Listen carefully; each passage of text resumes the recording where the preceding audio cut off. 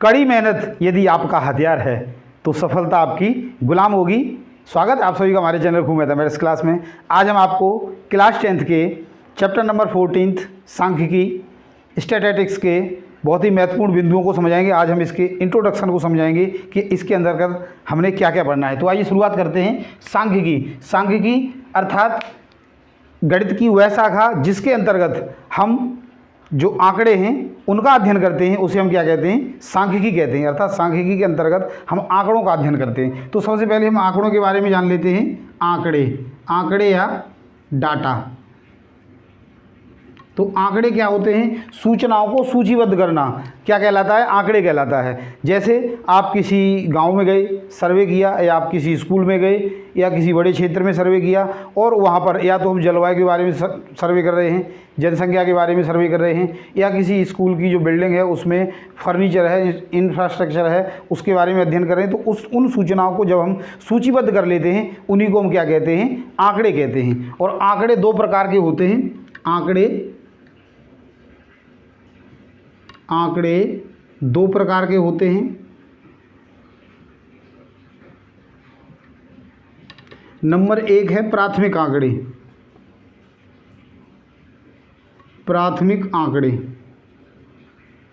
या primary data. प्राथमिक आंकड़े किसी व्यक्ति द्वारा कलेक्ट किया गया डाटा, उसके लिए प्राथमिक आंकड़े कहलाते हैं। जैसे आप गए या मैं गया या और कोई गया, उसने कहीं सर्वे किया और उस सर्वे की सूचनाओं को सूचीबद्ध कर लिया, तो उसके लिए वो क्या है? प्राथमिक आंकड़े कहलाएंगे। और दूसरे हैं द्वितीयक आंकड़े या सेकेंडरी डाटा। द्वितीयक आंकड़े या द्वितीयक डाटा, सेकेंडरी डाटा। इसमें क्या होता है कि किसी दूसरे व्यक्ति के द्वारा बनाया गया डाटा यदि हम ले लेते हैं तो वह हमारे लिए क्या हो जाते हैं? सेकंड हैंड या द्वितीयक हो जाते हैं। जैसे हमने जनरल बातें देखी होंगी, सेकंड हैंड फ़ोन है, सेकंड हैंड बाइक है, अर्थात मूल रूप से किसी व्यक्ति ने उसको ख़रीदा था और अब हमने उससे कुछ दिन उसने चलाया और अब हमने ले ली तो सेकंड हैंड हो गई। ऐसे हमारे जो डाटा है वो क्या है? यदि मैंने खुद कलेक्ट किया है, आपने खुद कलेक्ट किया है, तो आपके लिए वो क्या है? प्राथमिक आंकड़ा है। और यदि आपने किसी दूसरे से लिया है, जैसे टेलीविज़न से, समाचार पत्रों से, या कोई मैगजीन है उससे, या अन्य किसी माध्यम से आपने लिया है डाटा और उसको अपने यूज कर रहे हैं, तो वह क्या कहलाएगा? सेकेंडरी डाटा कहलाएगा। हम देखते हैं आंकड़ों को दो प्रकार से लिखा जाता है। आंकड़ों को लिखने के भी दो तरीके हैं। नंबर एक है अवर्गीकृत आंकड़े,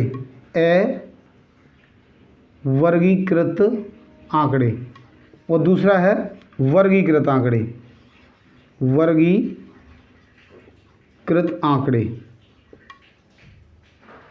अनक्लासिफाइड डाटा और क्लासिफाइड डाटा। तो वर्गीकृत आंकड़े क्या होते हैं? जैसे कोई भी जो आंकड़े हमने एकत्रित किए और उसको हम ऐसे ही लिखते रहते हैं। जैसे मान लीजिएगा एक गांव में हमने देखा कि पढ़े लिखे व्यक्ति कितने हैं, तो हमने देखा कि एक रमेश है, वो 10वीं पास है, महेश है 12वीं पास है, दिनेश है ग्रेजुएट है, या राम सिंह है वो पोस्ट ग्रेजुएट है। तो हमने ऐसे ही लिख लिया, उसको हम क्या कहेंगे? अवर्गीकृत आंकड़े कहेंगे। जैसे मान लीजिए हमने ये देखा कि पेड़ों की संख्या, नीम के पेड़ हैं 40 हैं, पीपल के पेड़ 50 हैं, शीशम के पेड़ 30 हैं। इस तरीके से हमने ये लिख लिया, तो ये क्या है? अवर्गीकृत आंकड़ा है। और वर्गीकृत आंकड़ा क्या होता है? यह महत्वपूर्ण है। वर्गीकृत आंकड़ा होता है जब हम उसको आंकड़ों को वर्गीकृत कर लेते, क्लासीफाई कर लेते। जैसे हम देखते हैं कि किसी गांव में 0 से लेकर 5 वर्ष तक के बच्चों की आयु कितनी है, 5 से लेकर 10 वर्ष तक के आयु के बच्चों की जो आयु है वो उनकी संख्या कितनी है। अब 10 से 15 के बीच के जो व्यक्ति हैं उनकी संख्या कितनी है, 15 से 20। इस तरीके से जो डाटा बनाते हैं वह हमारा क्या कहलाता है? वर्गीकृत आंकड़ा कहलाता है। यह आपने 9th क्लास में ही पढ़ा है। अब हम देखते हैं कि इन आंकड़ों के माध्यम से हमने इस चैप्टर में क्या क्या पढ़ना है वह जान लेते हैं। तो सबसे पहले हम पढ़ेंगे इसमें माध्य, मीन। दूसरे नंबर पर पढ़ेंगे माध्यक, मीडियन, और फिर पढ़ेंगे बहुलक यानी मोड। सबसे पहले हम मीन पढ़ेंगे। मीन क्या होता है? एक तरीके से एवरेज होता है, औसत होता है। माध्यक क्या होता है? यानी कोई चीज़ बीच में है, जैसे यहाँ पर है 1 2 और यहाँ पर भी है 1 2, तो ये संख्या बीच में होगी, यानी इधर भी 2 हैं और इधर भी 2 हैं, ये माध्यक कहलाता है। और बहुलक क्या होता है, किसी भी आंकड़े में जो आंकड़ा दिया होगा, जो डाटा दिया होगा, उसमें किसी भी पद की बारंबारता सर्वाधिक होगी, उसी को हम क्या कहेंगे, बहुलक कहेंगे। तो ये हमने इस चैप्टर के अंतर्गत पढ़ना है। सबसे पहले हम माध्य जो मीन है उसके बारे में चर्चा कर लेते हैं। माध्य या मीन, तो माध्य क्या होता है, यदि हम अवर्गीकृत आंकड़ों का माध्य निकालेंगे तो अवर्गीकृत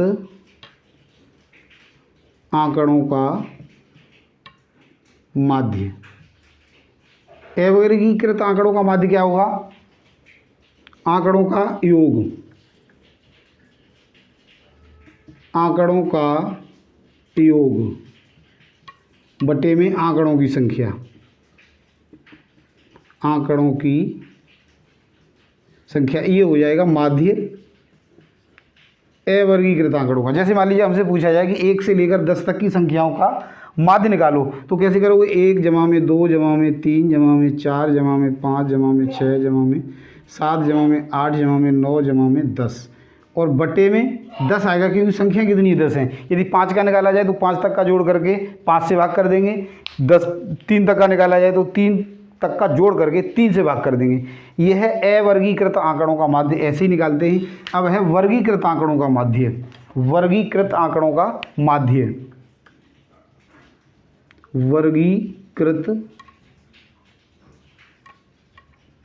आंकड़ों का माध्य, ये हमारे 10th क्लास के सिलेबस में है, यहीं से शुरू करना है। वर्गीकृत आंकड़ों का माध्य, तो वर्गीकृत आंकड़ों का माध्य निकालने के लिए हमारे पास 2 तरीके होते हैं। एक होता है प्रत्यक्ष विधि,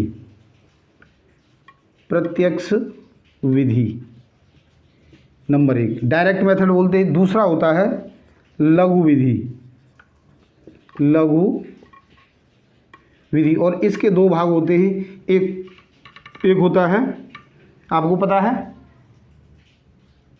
कल्पित विधि, कल्पित माध्य विधि, और दूसरा होता है पद विचलन विधि, पद विचलन विधि। तो प्रत्यक्ष विधि और लघु विधि, कई बार क्या होता है कि हमारी जो किताबें हैं, एनसीईआरटी की किताब है, उसमें ये लघु विधि नहीं दिया है, कल्पित माध्य दिया है और पद विचलन दिया है, तो इसके 2 भागों में दे दिया है। और कई बार प्रश्न पत्र में इस तरीके से प्रश्न पत्र बनाने वाले देते हैं कि लघु विधि से हल करो। अब आपने पढ़ा नहीं तो आप लघु विधि के चक्कर में पड़ जाते हो, कौन सी आ गई है, तो आप ध्यान रखो कि ये क्या है, शॉर्टकट मेथड है, अर्थात शॉर्टकट मेथड में एज्यूम्ड मीन और स्टेप डेविएशन मेथड है, इसके आधार पर आप इसको सॉल्व कर सकते हो। तो प्रत्यक्ष विधि, सबसे पहले हम प्रत्यक्ष विधि और लघु विधि में दोनों का अध्ययन करेंगे। कल हमें इसके कुछ एग्जाम्पल समझाएंगे। तो आशा करता हूँ आपने मेरे द्वारा इस समझाए गए छोटे से टॉपिक को अच्छे से समझ लिया होगा। समझ लिया, हमारी वीडियो को पसंद किया, लाइक और शेयर जरूर करें, और यदि अब तक आपने हमारे चैनल को सब्सक्राइब नहीं किया है तो प्लीज़ सब्सक्राइब जरूर करें। आज के लिए इतना ही, कल फिर मिलते हैं इसी चैप्टर के कुछ एग्जाम्पल के साथ। धन्यवाद।